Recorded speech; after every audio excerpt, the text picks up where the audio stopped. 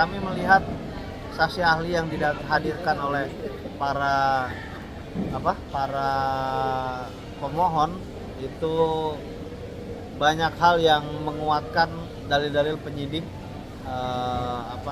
terkait penetapan tersangka dan lain-lain, terkait tidak ditangkapnya belum ditangkapnya 3 tersangka tersebut, dan semuanya saya lihat sangat. Bismillahirrahmanirrahim. Assalamualaikum warahmatullahi wabarakatuh. Selamat malam teman-teman seluruh masyarakat pemerhati kasus Subang. Salam sejahtera untuk kita semua. Selamat malam para YouTuber yang selalu mengawal kasus Subang.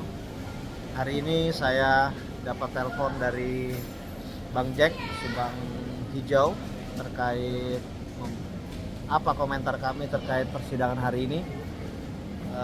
Ya, kami akan menjawab Bang Jack, dan mohon maaf tadi tidak terangkat karena kami memang sedang ada agenda di Batam. Seluruh personil ATS Lofom kita sedang ada di Batam. Ada Bang Ahid, ada Bang Jul, ada Walid dan teman-teman lain, karena kita ada satu case di Pengadilan Negeri Batam.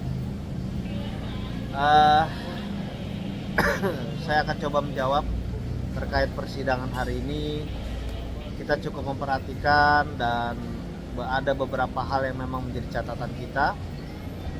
Yang kami bisa simpulkan bahwa kami berkeyakinan sejak awal bahwa penyidik Polda Jawa Barat sangat mampu untuk memenangi gugatan ini gitu.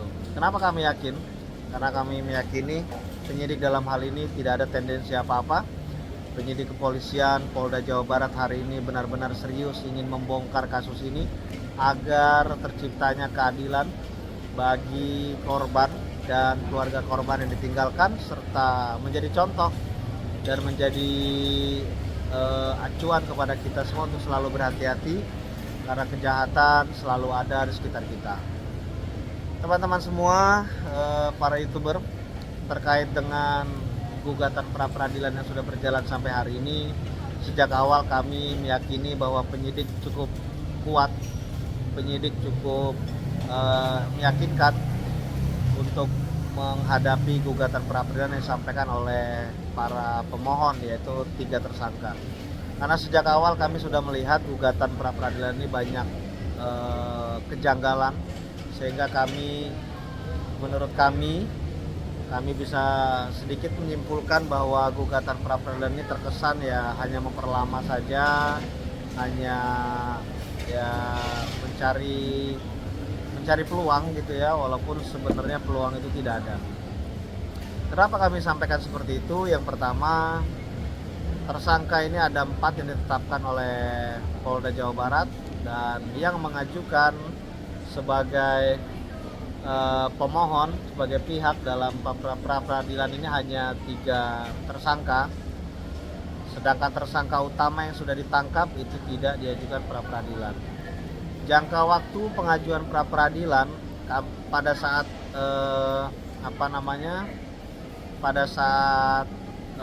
permohonan pra peradilan ini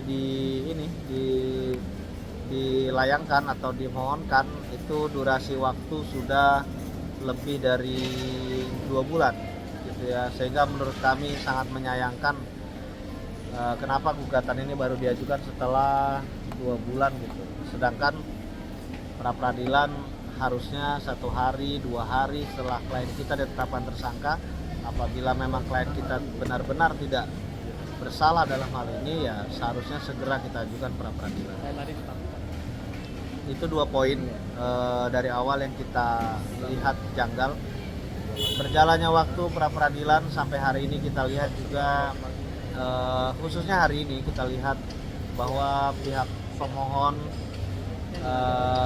pemohon pra peradilan ini mengajukan 2 saksi ahli, tetapi setelah kami ikut monitor gitu ya, ikut melihat suasana sidang tadi, ya kami melihat saksi ahli yang dihadirkan oleh para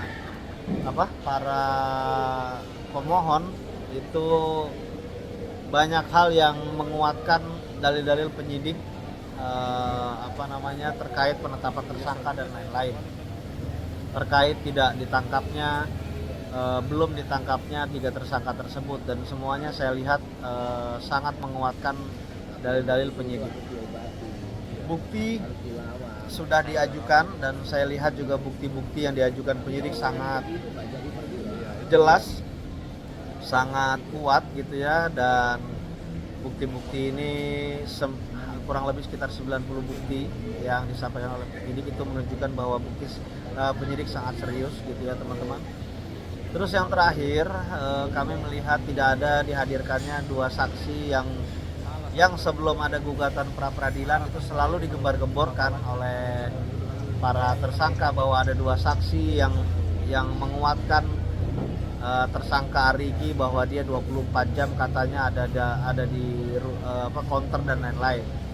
Ya sangat disayangkan ketika saksi itu tidak dihadirkan, sehingga kami berpikir menguatkan dugaan kami bahwa 2 saksi ini ya sebenarnya tidak ada kekuatannya untuk membantah dalil dari penyidik atau bukti dari penyidik sebagai kekuatan penyidik untuk menetapkan 3 tersangka ini sebagai tersangka gitu. Jadi itu teman-teman, sampai hari ini dan besok agendanya kami dengar sudah kesimpulan, sehingga kami meyakini bahwa kesimpulan besok juga akan sempurna yang dihadirkan oleh penyidik. Dan selanjutnya berarti kalau besok kesimpulan, kemungkinan hari Senin atau hari Selasa itu akan dibacakan putusan. Nah itu kita doakan bersama, kita dukung kepolisian, karena saya yakin polisi dalam hal ini benar-benar lillahi ta'ala menjalankan tugasnya sebagai pelayan masyarakat untuk membongkar kasus ini segera. Tidak ada tendensi apa-apa, tidak ada politik apa-apa, tidak ada dendam atau tidak ada apapun terkait para tersangka. Semata-mata ingin memberi keadilan kepada korban, memberi keadilan kepada keluarga korban yang ditinggalkan, dan memberi keadilan kepada seluruh masyarakat Indonesia, khususnya yang memperhatikan kasus Subang. Demikian Bang Jack yang bisa saya sampaikan terkait pra peradilan.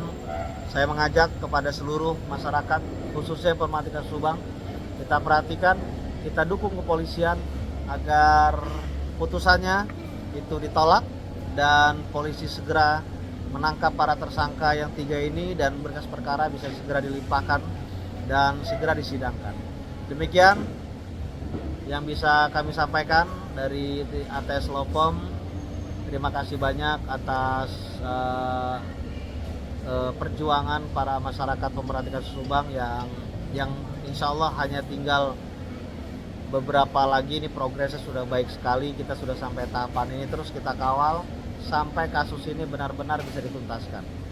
Demikian, terima kasih, salam hormat dari kami ATS Lopom kepada seluruh masyarakat pemerhati kasus Subang, kepada seluruh YouTuber yang luar biasa mengawal kasus Subang. Terima kasih. Selamat malam. Assalamualaikum warahmatullahi wabarakatuh.